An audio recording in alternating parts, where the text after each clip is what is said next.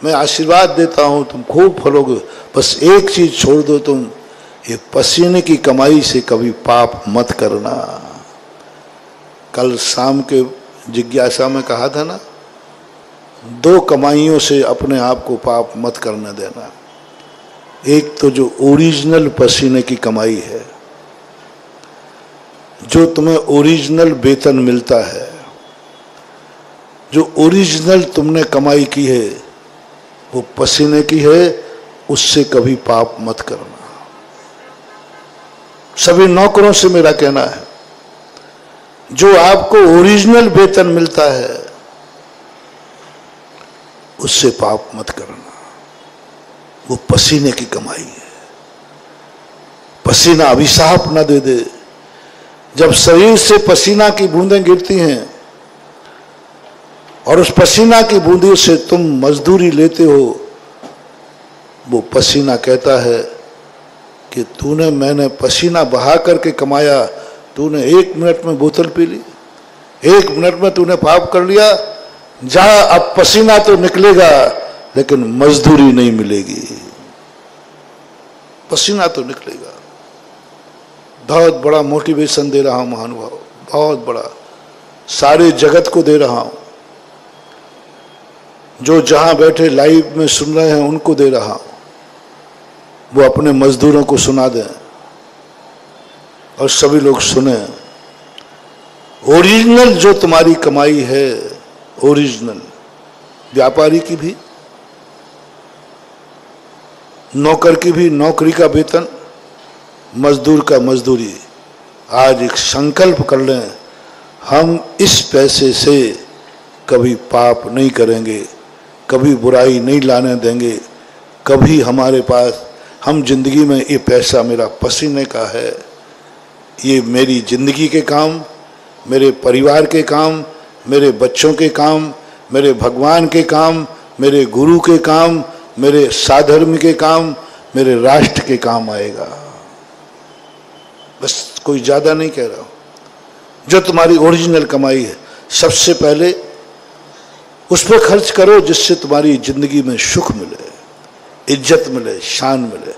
परिवार पे खर्च करो, अपने बच्चों पे खर्च करो, अपने राष्ट्र पे खर्च करो, अपने साधर में, क्योंकि वो पसीने की कमाई है। और जो पसीने की कमाई का एक बार सम्मान कर ले, रिस्पेक्ट, अपने ओरिजिनल वेतन को पूजो। जो तुम्हें वेतन मिलता है उसको लाके पहले पूजो। जो शाम को मजदूरी मिलती है उसको पहले जाके पूजो, सिंहासन पर करो, वो लक्ष्मी है। पूजा करने का अर्थ ही नहीं कि उसको कोई जल चढ़ाना है। पूजा करने का अर्थ नहीं कि उसको अगरबत्ती लगाना है। पूजा करने का अर्थ ही नहीं कि उसको माथा झुकाना है। बस जो तुम्हें मजदूरी में मिले, जो ओरिजिनल तुमने व्यापार से शाम को कमाई है, उसको रख करके शपथ करो कि मैं देव शायद गुरु की साक्षी में, हे लक्ष्मी, मैं तेरी साक्षी में नियम करता हूं कि मैं तेरे से कभी पाप नहीं करूंगा। इस धन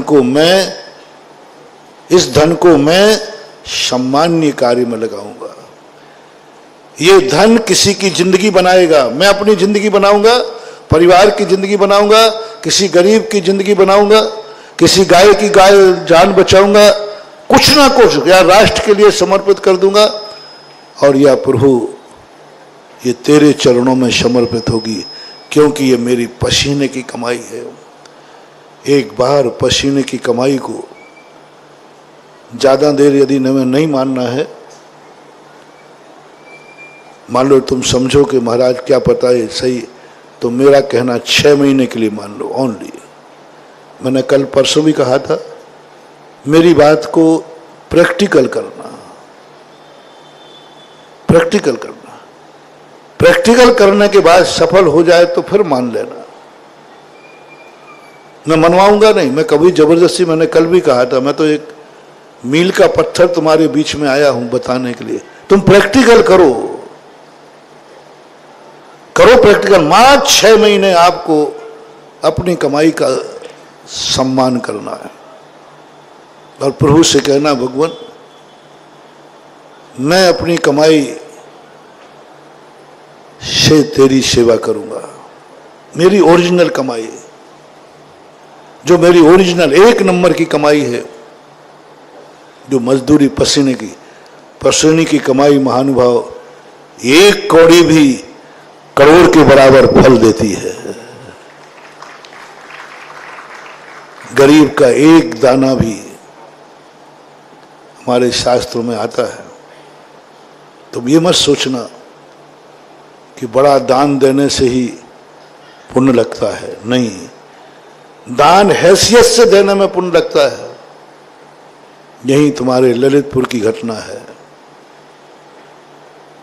12वीं शताब्दी के देवगढ़ की। 2 मजदूर थे, 2 बेटे थे, अनाथ थे, कोई भी उनके परिवार में नहीं था, बच्चे थे, अनाथ थे। जैसे तैसे करके उन्होंने जिंदगी में प्रतिदिन 1-2 मक्के के दाने बचा लेते थे। प्रतिदिन इसलिए बचाते थे, और वो जैन थे। उन्होंने सुन लिया था किसी के मुख से कि एक सम्मेश शिखर है, मनुष्य पर्याय पाने के बाद जिंदगी में एक बार दर्शन जरूर करना। तो उनके मन में भाव आता था, कभी यदि सम्मेश शिखर गया तो खाली हाथ नहीं जाऊंगा। कुछ मुट्ठी भर दाने उन्होंने इकट्ठे किए, लेकिन शिखर जी जाएं कैसे? पैदल जाने की स्थितियां थी, बैलगाड़ियों से जाते थे। किसी दिन एक सेठ ने घोषणा की कि हम शिखर जी जा रहे हैं, जिनको मेरे यहाँ नौकर के रूप में रहना है वो जा सकता है। दोनों बालकों ने कहा, बहुत अच्छा मौका है। सेठ जी के पास पहुंचे, क्या लोगे वेतन? बोले, कुछ नहीं साहब, आप तो 2 टाइम भोजन दे देना, इसके अलावा मुझे कुछ नहीं चाहिए, और 2 टाइम में भी नहीं हो तो 1 टाइम में भी हम तैयार हैं। 1 टाइम भोजन बस, और कुछ नहीं चाहिए मुझे। दोनों सेवा करने में लगे। लगभग 2.5-3 महीने में शिखर जी पहुंचे। पूरा काम दिन भर में करते थे, पूरा कार्य दिन भर में करते थे, थक जाते थे। 15 दिन लगभग सेठ जी का काफिला वहां रहा। सेठ जी ने जाने का ऐलान कर दिया कि 2-3 दिन बाद काफिला वापस जाएगा। दोनों बालक तड़प गए, बोले, भगवान के दरवाजे आकर मैं भगवान के दर्शन करने नहीं जा पा रहा हूं, मैं शिखर जी की वंदना नहीं कर पा रहा हूं। 27 किलोमीटर की वंदना है, और मुझे यहां दिन भर में टाइम ही नहीं मिलता। सेठ लोग वंदना को चले जाते, वो उनका रोटी पानी बनाते। क्या करें? दोनों एक दिन रो पड़े कि शिखर जी आने के बाद में शिखर जी की वंदना नहीं कर पाया। एक दिन दोनों ने मन बनाया कि दिन भर में कार्य करने के पहले, जब पूरा सेठ सो जाते, रात में चौकीदारी करते थे, उन्होंने चौकीदारी की चोरी करके कहा, पर रात में चलते हैं मंदिर। जब सारा काफिला सो गया, दोनों बालक चोरी से उठ करके दौड़ लगाते हुए 27 किलोमीटर की यात्रा 4-5 घंटे में करके सुबह सेठ जी के उठने के समय के पहले ही वो अपनी ड्यूटी पे आ गए। किसी को कोई खबर नहीं। दोनों बालक बड़े खुश, ये तो मामला थी। दोनों हाथ सुबह जब सेठ जी वहां पहुंचते हैं, अब बच्चों को प्रतिदिन की आदत पड़ गई, ये अच्छा है जितने दिन रुके, मेरी अपनी कितनी बुद्धि मारी गई। ये तो 15 दिन पहले शुरू करते तो 15 वंदना हो जाती, लेकिन अब क्या हुआ, अब जितने दिन है फिर दूसरे दिन फिर गए। और वहां एक घटना घटी। सेठ जी रत्न लेकर जाते थे, प्रतिदिन टोंकों पर रत्न चढ़ाते थे, डायमंड पन्ना शिखर जी के लिए चढ़ाते थे। और वो सोचते थे कि मेरे अलावा कोई भी ने आज तक ये रत्न, इतने रत्न भगवान के चरणों में नहीं चढ़ाए। जो मैं चढ़ा रहा हूं। लेकिन जैसे ही वो प्रातःकाल वंदना को पहुंचे, हर टोंक पर चमचमाते हुए डायमंड पड़े थे। वो देखकर दंग रह गए कि मामला क्या है, मेरे से बड़ा सेठ दुनिया में कौन आ गया। बड़े आदमी को वेदना तभी हो जाती है। वो नीचे उतर के आए, सारे लोगों से बोले मधुबन में पता करो यहां कौन सेठ आया है। सबने कहा, बोले साहब आपके अलावा कोई दूसरा सेठ आया ही नहीं। बोले फिर ये मक्के के ये जो डायमंड मेरे पहले किसने चढ़ाए मंदिर में, और मेरे जो रत्न है ये सब फीके पड़ रहे हैं और ये कैसे चमक रहे हैं। लोगों ने कहा, साहब देवता आए होंगे। बोले देवता आए होंगे तो उनका पता करो। अब शेठ ने गुप्तचर लगाए, हर टोंक के ऊपर लगाया, यहां लगाया, देखे रात में कौन चढ़ता है। वो बेचारे बालक अनभिज्ञ, उनको अंदर की बात पता नहीं, मजदूर थे। वो तो जैसे ही सब लोग सोए और दोनों चोरी से भाग करके फिर वहां पहुंचे। गुप्तचर उनके पीछे लगे और बच्चे कुछ नहीं देखते थे। जो मक्के के दाने थे ना, उनको तो जल्दी वापस जाना, यूं फेंकते थे। मक्के के दाने फेंके गौतम गणधर टोंक पर, कुंथनाथ पे पहुंच गए, कुंथनाथ के फेंके। अब उनको इतना टाइम कहाँ है, क्योंकि जल्दी पीछे मुड़ के भी नहीं देखते थे कि क्या हुआ। जैसे ही उन्होंने मक्के के दाने छोड़े, हाथ में मक्के का दाना है, और जैसे ही चरणों में गिरा मक्का का दाना, वो डायमंड बन गया। गुप्तचर जितने लगे थे सब चकित रह गए,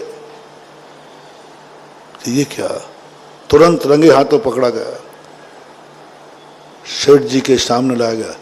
बोलो, ये रत्न की चोरी तुम कहां करते हो? तुम चोर हो, कहां से चुराते हो रत्न? बोले, रत्न साहब मेरी जिंदगी में रत्न कहां से आए? मेरी जिंदगी में रत्न कहां से आए? तो तुम क्या इतने अतिशयकारी हो, इतने बड़े भक्त हो कि तुम मक्के के दाने चढ़ाओ और वो रत्न बन जाए? बोले, साहब मुझे पता नहीं, मैं तो कुछ नहीं हूं। फैसला हुआ ये कहीं ना कहीं से चोरी करते हैं, कल इनसे मक्के के दाने देकर के चढ़वाया जाए। यदि डायमंड बन जाए तो समझ लेंगे कि चमत्कार है, अन्यथा वहीं इनके सिर कलम कर दिए जाए। पूरा काफिला गया, हजारों लोग गए, दोनों बालक बंदी बना करके लिए जाए गए और मक्के के चढ़ाए मक्के के दाने। तुम कह रहे थे ना कि मक्के के दाने चढ़ाते हम, तो ये डायमंड कैसे बन गया? महानुभाव, बहुत गजब की चीज है। बच्चे तो मालूम ही नहीं था कि मेरी भक्ति में इतनी शक्ति है। उन्होंने तो जान लिया कि आज मेरी मौत निश्चित है, लेकिन वो खुश थे कि मरूंगा तो भगवान के सामने ही मरूंगा। वो दोनों बालकों ने भी सोच लिया अपने पाप कर्म का उदय नहीं है। कितने भाग्य हैं कि आज हमारी मौत होगी लेकिन सम्मेश शिखर पर होगी। इस सम्मेश शिखर वो बड़े बड़े भगवानों ने आकर के निर्माण प्राप्त किया है। उनको किंचित मात्र भी क्लेश नहीं था, बल्कि धन्य मान रहे थे। आओ भाग्य मेरे कि आज मेरा शीश कटेगा तो भगवान के चरणों में कटेगा, सम्मेश शिखर पर मैं मरूंगा। दोनों बालक एक दूसरे को समझाते हैं, क्लेश मत करना, बड़े पुण्य का उदय आया है।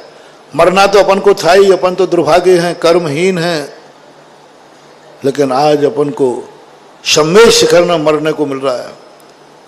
गौतम गणधर की टोंक पर पहुंचे,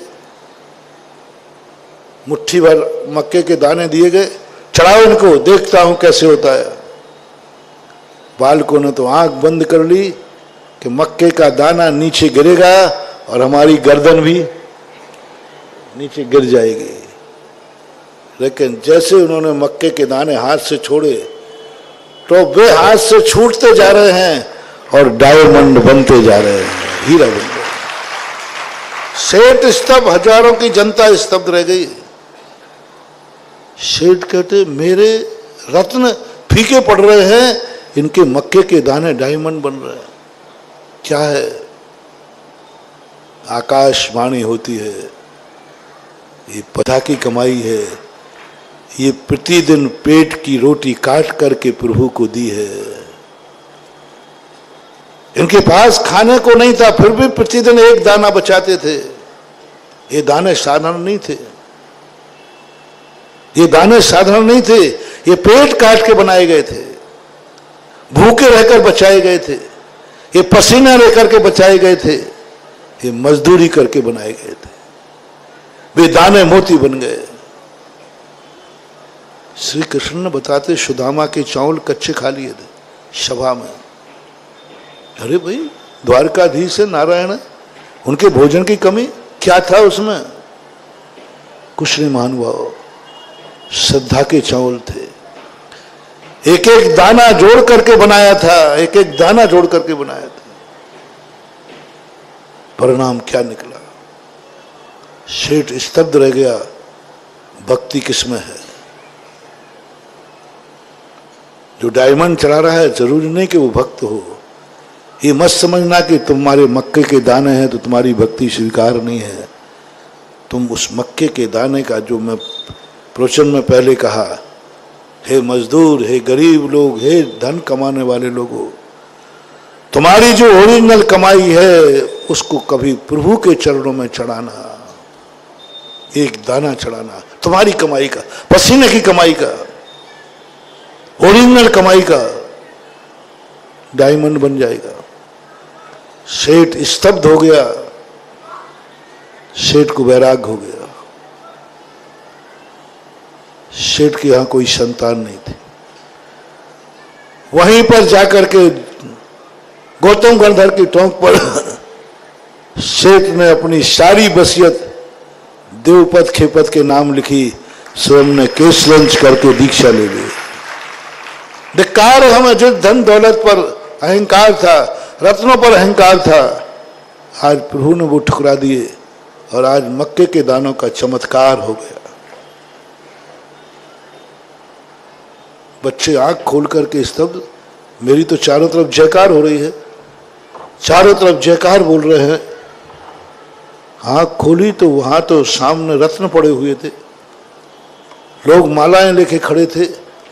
सेठ राज तिलक कर रहा था। देखना महानुभाव, मैं जो कहना चाहता हूं, तुम्हारे एक नंबर पसीने की कमाई, मजदूरी की कमाई, नौकर लोगों की वेतन की कमाई, तुम्हारे व्यापार की ओरिजिनल कमाई, इसका कभी दुरुपयोग नहीं करना। इसका सम्मान करो।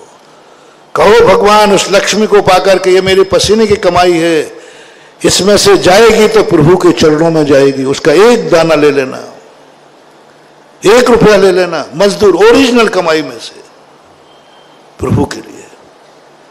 देखो चमत्कार क्या होता। जब वो लौटे, लोग देख कर गए। इस तरफ से जब गए थे तो मजदूर बन के गए थे, उस तरफ जब लौटे तो सेठ बन के लौटे। किसकी कमाई? गए थे मजदूर बनकर, सेठ बनकर के लौटे, सेठ बनकर के लौटे। लोग दंग रह गए कि ये क्या हुआ। एक नंबर मजदूरी की, पसीने की कमाई के सदुपयोग का परिणाम देखो। जैसे वो ललितपुर में आते हैं, क्या बालक थे वो। उन दोनों बालक ने बैठ के निर्णय किया कि अपनी किस्मत में तो दुर्भाग्य था, अपनी किस्मत में तो कुछ भी नहीं था, अपन तो अनाथ थे, दूसरे की मजदूरी जूठन करके पढ़ रहे थे। आज जो सेठ की पगड़ी मिली है, ये किसका चमत्कार है? मेरी किस्मत का नहीं, ये जिनेंद्र देव की भक्ति का चमत्कार है।